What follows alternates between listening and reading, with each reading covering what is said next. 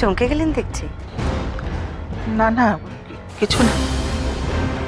শোনো না, তুমি তুমি ওনাকে বলো না যে যে ওটা ওটা সত্যি চুরি হয়ে গেছিল, আমি মিথ্যে কথা বলছি না।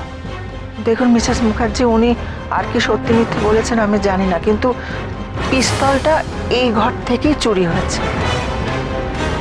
আপনি সেটা জানলেন কি করে? উনি তো বলছেন এটার কোনো ব্যবহারই হতো না, ভুলেই যাওয়া হয়েছিল এটার কথা। তাহলে হঠাৎ এটার খোঁজই বা হলো কেন? কেন দরকার পড়লো এটার?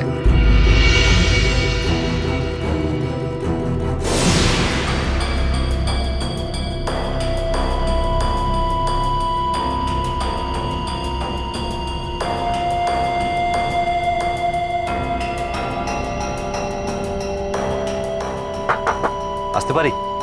ন্যাকামো না করে ভেতরে এসো। কি বলবে বলো।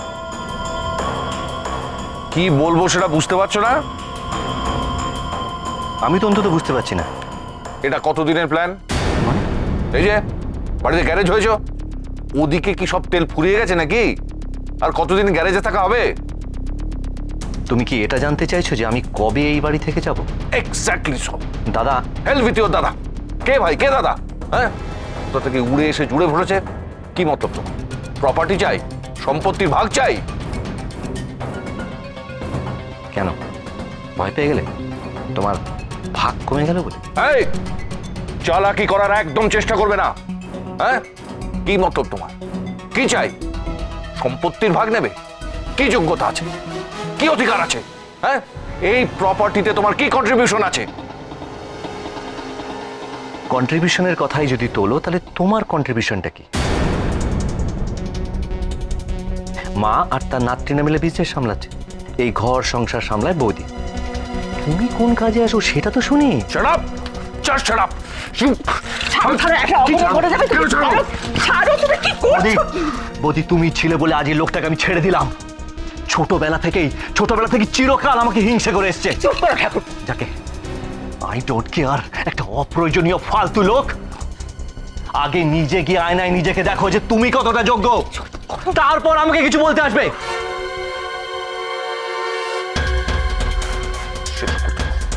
ওকে আমি একদম শেষ করে দেবো। হ্যাঁ, কোথায় রাখলাম? এই যে, এই যে, কি খুলছো তুমি? কি খুলছো? এটা খুলছো কেন? না, শোনো শোনো শোনো শোনো, কিচ্ছু এটা শোনো খুলো না। না। আমি কিচ্ছু শোনো না। শোনো না, এটা খুলো না। ছাড়ো, ছাড়ো, তুমি আমাকে ছাড়ো।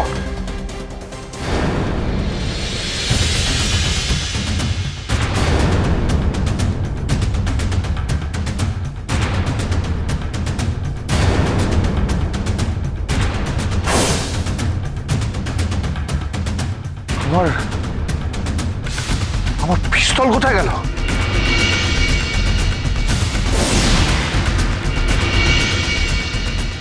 বাহ, তখন পিস্তল ছিল না, এখন চলে এলো।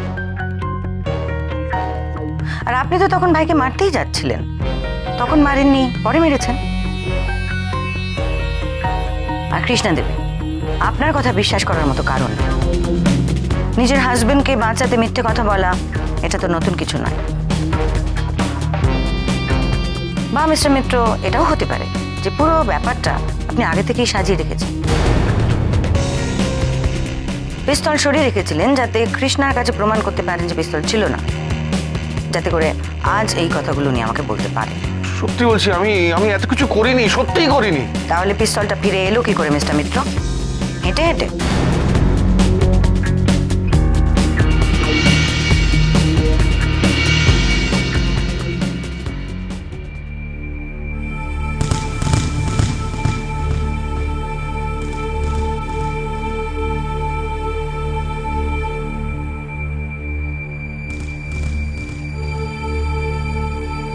এ কি, ঠাম্মি এখনো ঘুমাচ্ছে? শরীর খারাপ হলো না তো?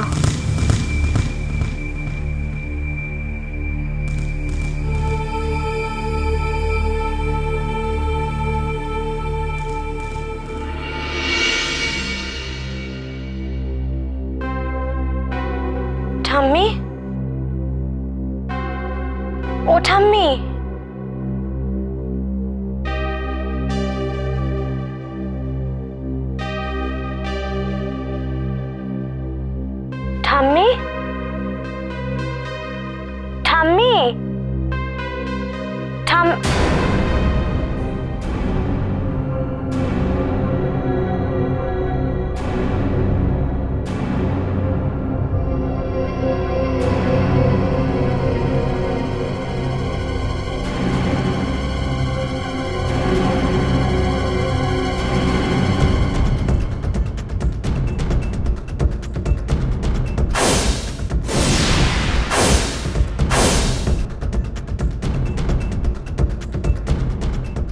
বলুন, পিস্তলটা ফিরলো কি করে, কবে ফেরত এলো?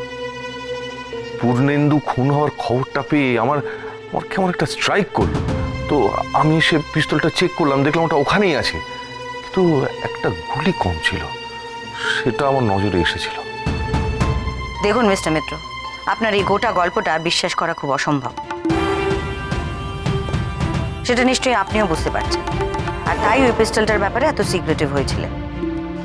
এটা এখন পুলিশের কাছে যাবে, যা যা পরীক্ষা হওয়ার হবে। দেখুন ম্যাডাম, আমি কিচ্ছু করিনি, কিচ্ছু করিনি। সেটা প্রমাণ সাপেক্ষ মিস্টার মিত্র। কৃষ্ণা দেবী, আপনার সঙ্গে আমার কথা আছে, একটু বাইরে আসুন।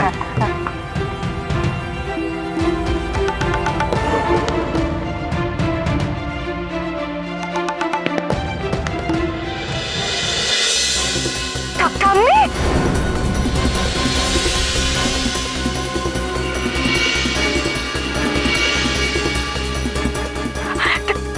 ঠাম্মি, ঠাম্মি,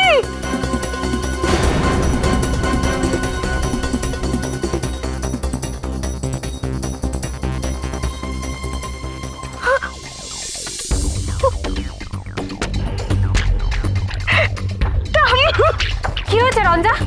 চিৎকার করছিস কেন? মেজদি, মেজদি, আমি ঘুমের ওষুধ সারাচ্ছে না।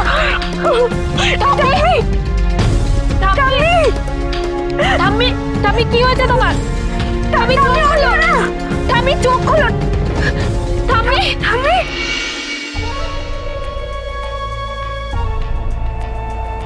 একটা কথা সত্যি করে বলুন তো, মিথ্যে বলে কিন্তু আর কোনো লাভ হবে না। আপনার স্বামী কি আপনাকে দিয়ে জোর করে ওনার হয়ে সালিশি করাচ্ছেন? না না না, আমাকে দিয়ে জোর করে ও কিছু বলাচ্ছে না। তাহলে আপনি কেন ছুটে এসে ওভাবে ওনাকে আড়াল করতে চাইছিলেন? আমি তো আড়াল করতে চাইছি না, যা সত্যি ঘটেছিল তাই বলেছি। আসলে সেদিনকেও যেভাবে ওই পিস্তলটা বার করার চেষ্টা করছিল না, যদি ওটা ওখানে থাকতো, আমার স্থির বিশ্বাস পূর্ণেন্দুকে বাঁচানো যেত না। দেখুন, আপনার কথা কিন্তু বিশ্বাস করতে খুব অসুবিধা হচ্ছে কৃষ্ণা দেবী।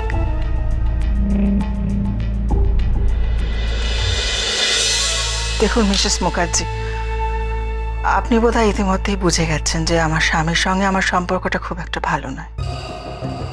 আর সেটা আজ থেকে নয়, বহুকাল ধরে। তাই ওনাকে আড়াল করার কোনো প্রশ্নই ওঠে না। আমরা তো এক ঘরে থাকি, তাই আমি জানি খুনটা ওর পক্ষে বোধহয় করা সম্ভব নয়। কারণ আমি জানি যে ও কি পরিমাণ ড্রিঙ্ক করে রাত্রিরে ঘুমোয়।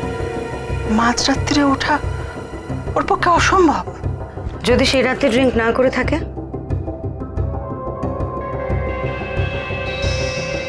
আপনি বিশ্বাস করবেন কিনা জানি না, গত 10 বছর ধরে দেখে আসছি, এমন একটা দিনও হয়নি যে ও ড্রিঙ্ক করেনি।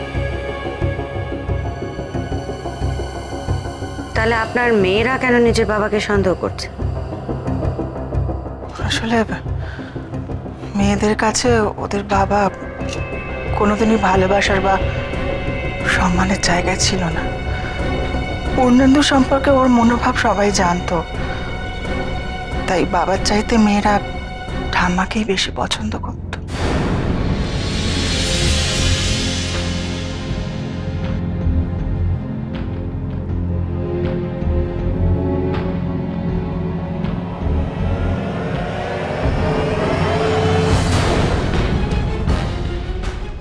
আচ্ছা, পূর্ণেন্দু মানুষ কেমন ছিল? আমি ওকে আগে যেরকম দেখেছিলাম, কিরকম প্রাণবন্ত, হাসি খুশি, এখন মনে হতো ওকে দেখে যে ভেতরে ভেতরে খুব কষ্টে আছে। অনেক সময় দেখা যেত দুপুরবেলায় হয়তো উদাস হয়ে বসে আছে, চোখের কোণে জল।